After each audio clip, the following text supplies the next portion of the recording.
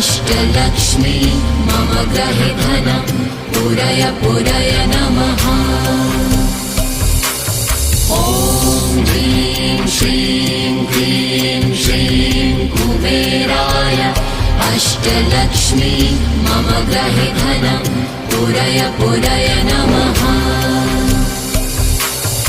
ॐ ह्रीं श्रीं क्लीं श्रीं कुबेराय अष्टलक्ष्मी मम गृहे धनं पूरय पूरय नमः।